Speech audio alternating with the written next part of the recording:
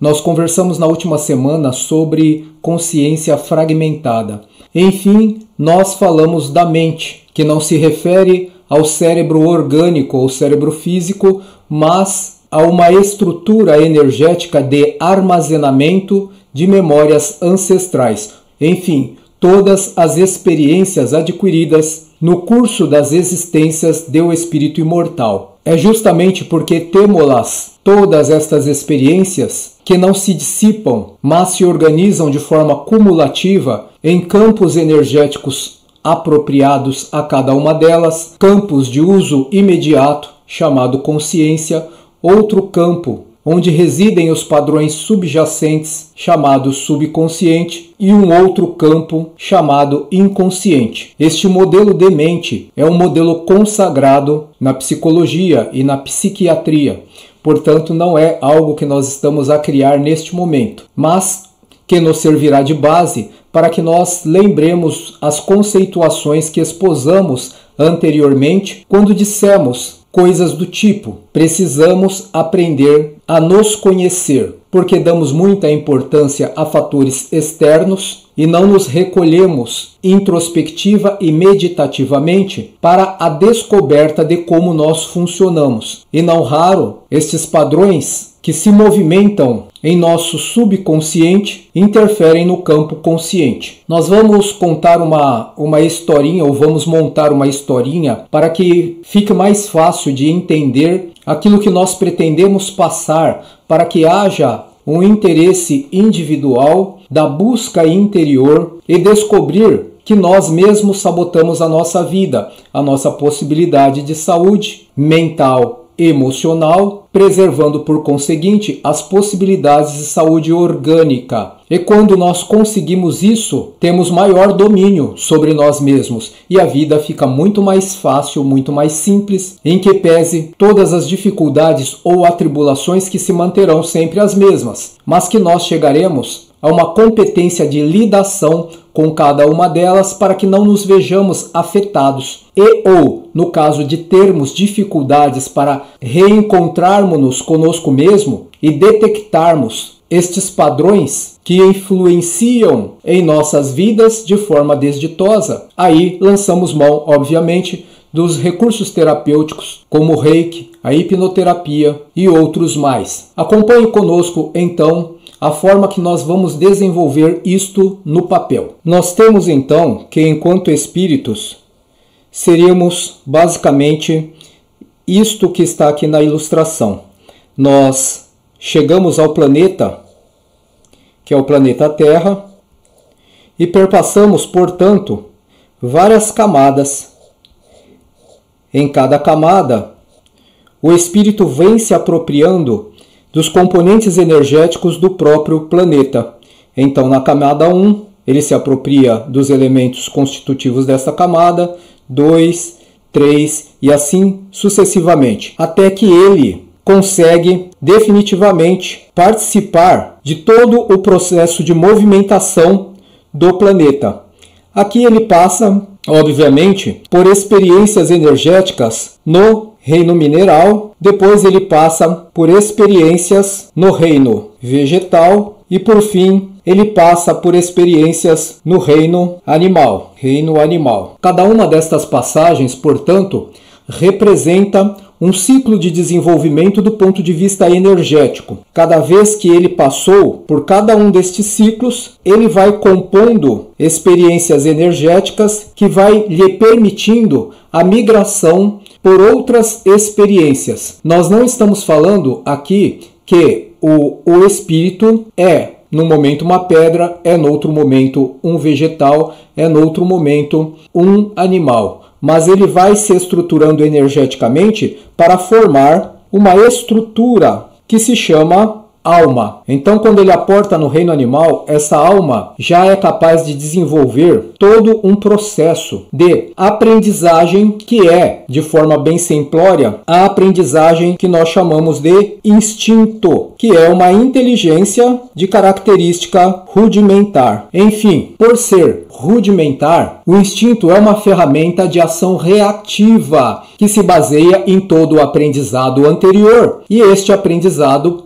portanto, rudimentar que o é suficiente apenas para a manutenção da sobrevida. Então o instinto ajuda a buscar conforto, abrigo, defender-se de predadores e, por conseguinte, alimentar-se para manter aqueles padrões energéticos construídos desde a sua chegada ou ao longo da sua chegada, revitalizados constantemente. Continuando então, entendemos a questão do instinto e entendemos também que este instinto vai prover o cérebro do animal de informações passíveis de desenvolvimento. Por quê? Porque enquanto o cérebro do animal, ao captar as informações decorrentes das suas diversas experiência de busca por alimentação, de conforto, de defesa, de sobrevivência, ao mesmo passo que o cérebro vai se desenvolvendo em suas atividades, esta alma vai mantendo registros cada vez maiores de experiências, tornando possível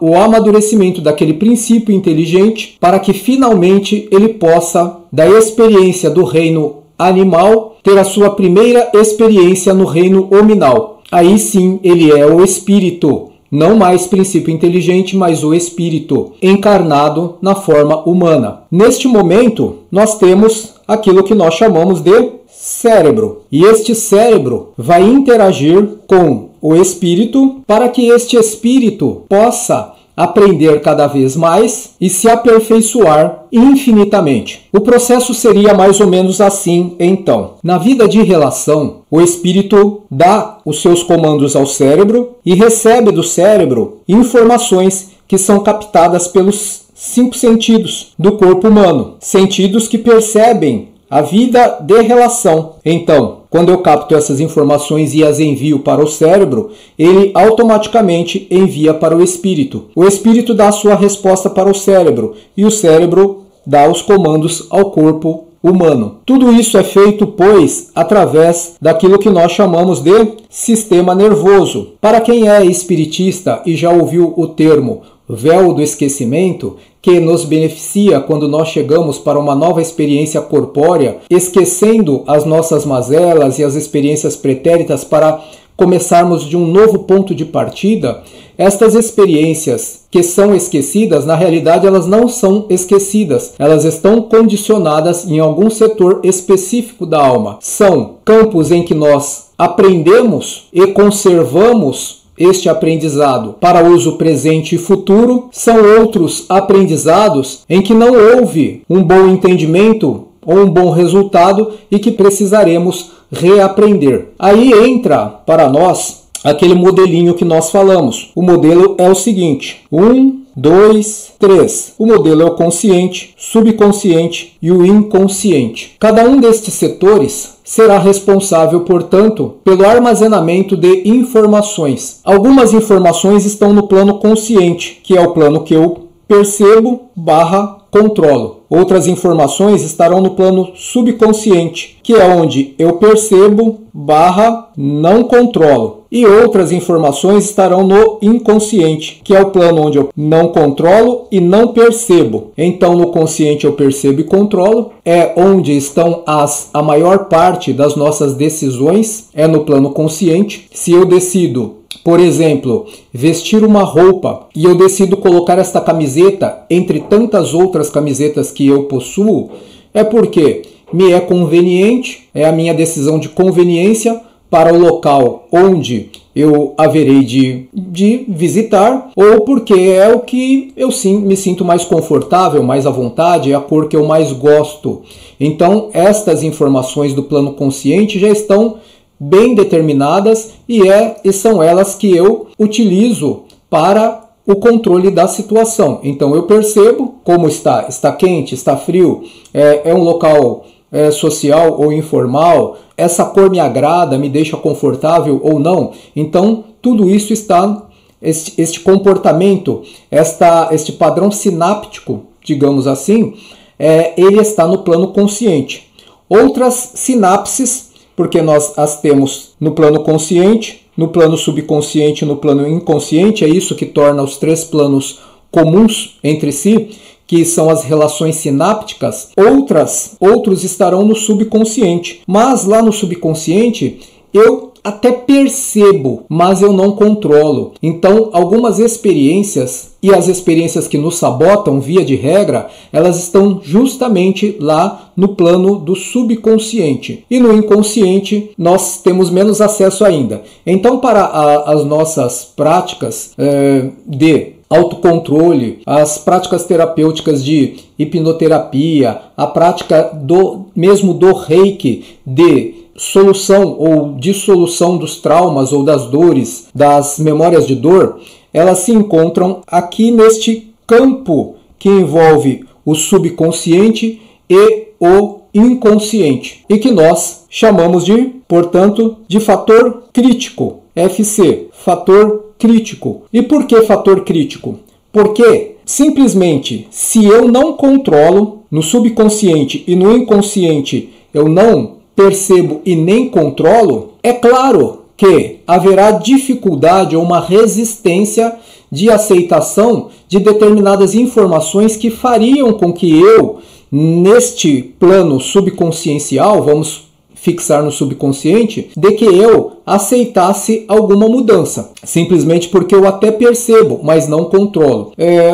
Por exemplo, se você tem medo de barata, você tem medo de barata e de repente alguém chega para você e diz: não, mas barata é um animal inofensivo, tirando as doenças que poderão ser transmitidas através deste animal, ele não pode te prejudicar.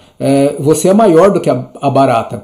Você é uma pessoa que é na cadeia, no ciclo evolutivo, você é o predador e a barata seria a presa. Poderíamos dizer assim. Então não há porquê você ter medo de barata. Vejamos então, no plano consciente, isso faz todo o sentido. Porém, no subconsciente, onde você percebe, mas não tem controle, você não aceita isso, você não consegue se libertar daquele medo. É algo que você não tem controle e você não sabe por quê. Você simplesmente tem medo. A mesma coisa aconteceria acontece quando você vai à casa de alguém e alguém diz para você: você pode entrar na minha casa, tem um cachorro, mas o cachorro é totalmente inofensivo. Ele vai te cheirar, ele vai querer te conhecer, ele é amistoso, ele vai latir, ele vai rosnar, mas ele não morde, ele nunca mordeu ninguém.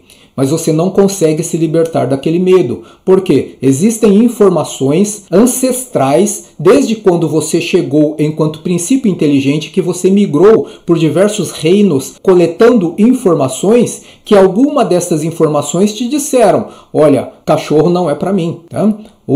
Te disseram de forma prática, talvez uma agressão sofrida várias vezes, em várias experiências, nas diversas passagens pelos diversos reinos, você tenha presenciado e coletado informações de agressividade deste animal. Talvez quando você permeou enquanto princípio inteligente no reino animal antes de migrar como espírito humano para o reino hominal, você tenha sofrido traumas de violência provocadas por este animal. Então você não aceita. No ponto de vista do nível consciente, do plano consciente, as suas sinapses te informam: não, olha, o cachorro é pequenininho, você é mais forte que o cachorro, mas do ponto de vista do subconsciente, você não consegue demover aquela sensação de enfraquecimento, de impotência. Tudo bem? Então, continuemos lá. Uma vez que nós entendemos, portanto, este esquema que nós elaboramos aqui, fica fácil percebermos que haverão questões íntimas que nós não saberemos explicar, mas que elas nos causarão um desconforto, porque as desconhecemos, porque elas estão lá no subconsciente. Este desconforto implicará numa autossabotagem totalmente inconsciente, tá? Ela está no subconsciente ou no inconsciente profundo, visto que tudo se movimenta como energia. Aquilo que está no inconsciente que não foi resolvido vai migrar para o subconsciente aos pouquinhos, conforme houver um princípio deflagrador qualquer, e do subconsciente migrará para o consciente, e é neste momento que haverão as sabotagens. Por exemplo, você tem muita vontade de estudar, fazer uma faculdade, tá? Fazer uma faculdade não, quem faz a faculdade é o pedreiro, é o arquiteto, são os profissionais da obra, mas você fazer um curso de nível superior, você tem um desejo forte, mas você começa e não consegue terminar. Você começa um projeto de vida e não consegue concluir. Você deseja o casamento e a família, mas você não consegue se manter casado, entra no processo de separação. Mas você não sabe explicar, você diz que isso é um infortúnio ou é um azar, mas você quer muito. E por que você não consegue realizar? Simplesmente porque no seu subconsciente existem alguns padrões, algumas memórias que precisam ser trabalhadas para que você se liberte desta dificuldade que lhe está impedindo de ser feliz. Não está no consciente, está no subconsciente. Como que eu faço isso então? Bem, nós falamos que em Reiki, em nível 2 de Reiki, existem técnicas de envio de Reiki para passado. Por quê? Uma vez que nós corrigimos o passado, nós reprogramamos o presente. E reprogramando o presente, nós programamos o nosso futuro, obviamente para melhor. Mas não vejamos isso de forma mística, e sim de forma científica, segundo as informações que nós estamos passando aqui.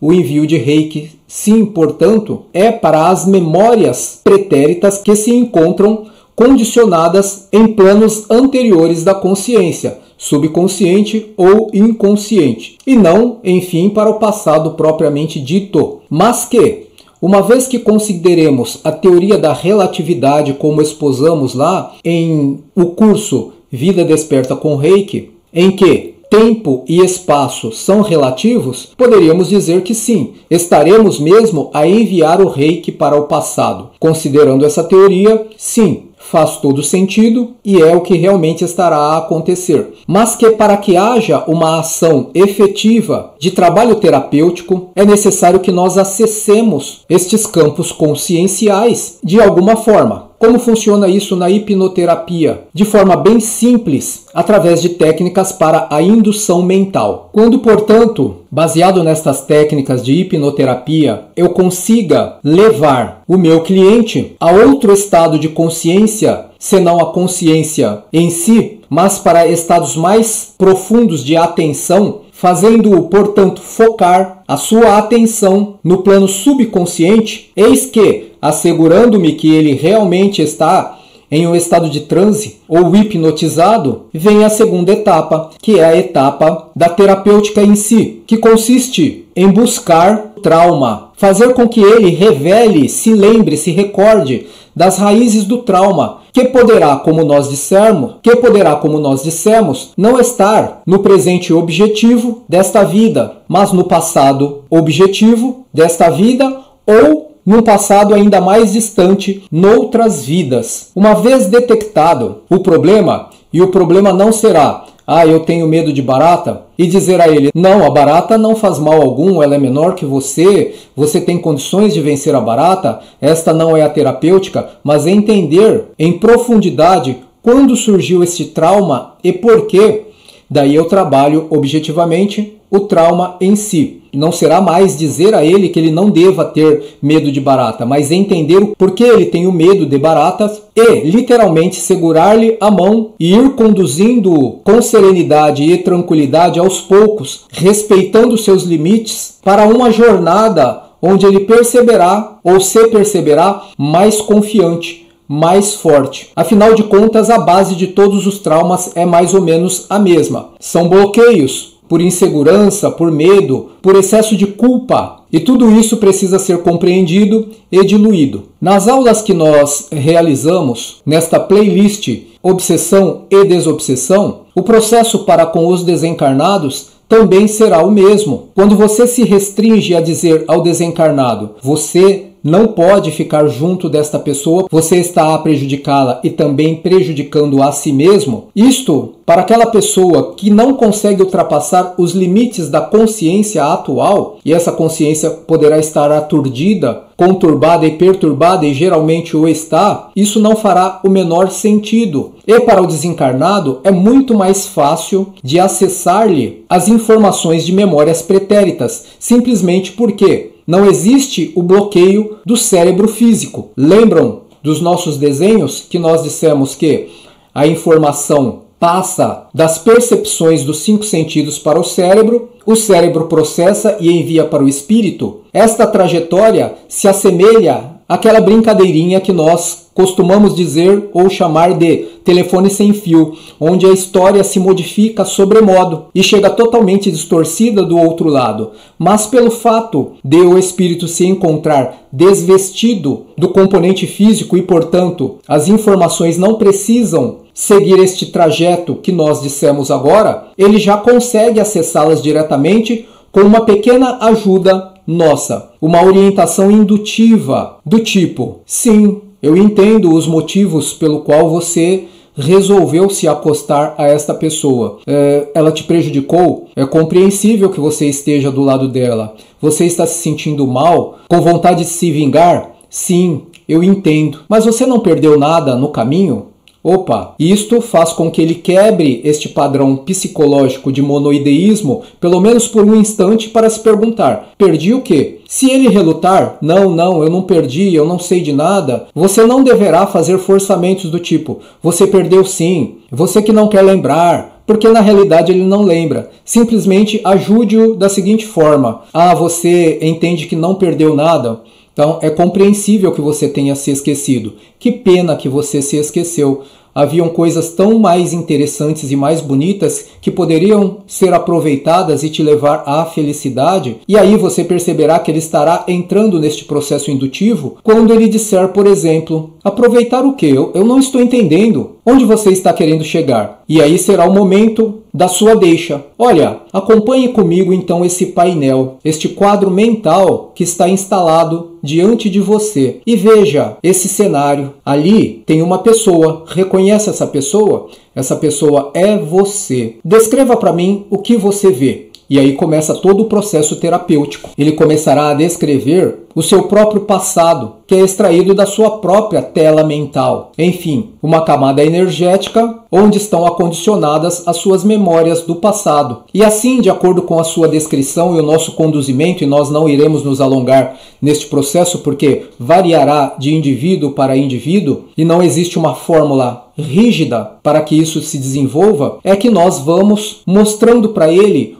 onde começou toda essa desdita que levou-o a ser um perseguidor, a se sentir ultrajado com sentimento de vinganças, e nós poderemos avançar para o presente e até projetar as variações de possibilidades futuras, onde ele se verá mais feliz ou menos feliz, de acordo com as escolhas que ele fizer desde este momento terapêutico. Mas infelizmente o que nós temos visto em sessões espiritistas, e graças a Deus nos consultórios terapêuticos isso não funciona assim, é justamente um forçamento à guisa de doutrinação, dizendo aquele companheiro que também é um enfermo e por isso também necessita de auxílio nosso. As seguintes palavras: olha, você está errado, você não pode persegui-lo. Não, você tem que aprender a perdoar, não pode não, a vingança não leva a nada. Deus condena, Jesus ensinou. E quando percebemos que vamos ficando esgotados na nossa fala e não há qualquer modificação sincera,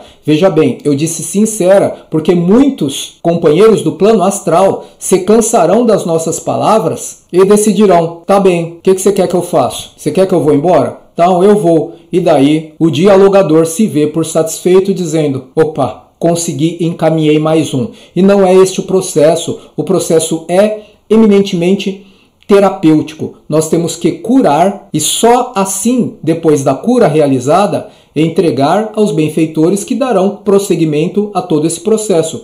Porque o indivíduo desencarnado ainda mantém-se consciencialmente atrelado aos fatores energéticos que regem a matéria, necessitando assim de um choque anímico, onde os elementos reparadores da sua constituição perispirítica, muitas vezes vulnerada pelos próprios excessos, são fatores bioelétricos ou da bioenergia que é própria do espírito encarnado e que servirão para processos de restauração das camadas sutis da matéria, enfim, da aura, assim como também lhe fornecer maior disposição e vigor para continuar a empreitada. E, com um componente ainda mais importante que levará a efeito este trabalho psicológico, que é a sinceridade ou interesse sincero por ele. Por vezes, nós pensamos no encarnado obsediado como a vítima do processo. Eu repito, não existem vítimas, somos cobradores e devedores uns dos outros, e ambos que ali se encontram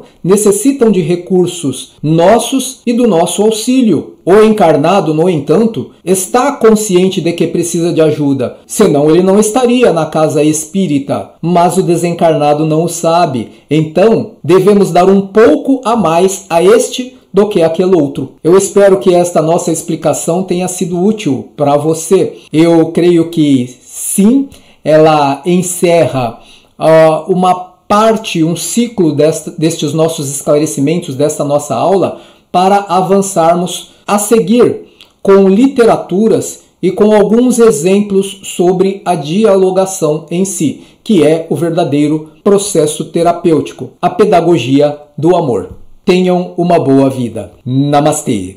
O Deus que habita em mim saúda o Deus que habita em você.